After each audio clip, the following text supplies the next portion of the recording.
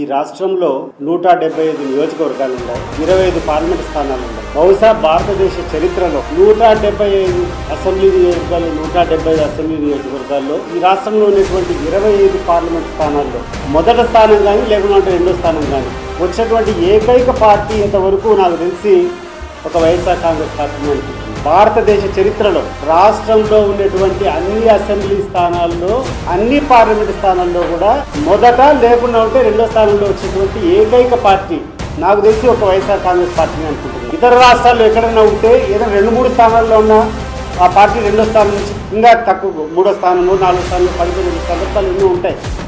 కానీ this is the first instance wear 175 స్థానాల assembly, 25 parliament స్థానాల్లో మొదట లేదా రెండవ స్థానంలో వచ్చినటువంటి పార్టీ వైఎస్ఆర్ కాంగ్రెస్ పార్టీ. ప్రధాన ప్రతిపక్షం అని చెప్పేదానికి ఇంతకంటే ఏమి ఎగ్జాంపుల్ కావాలా అని చెప్పి నేను అడుగుతున్నా.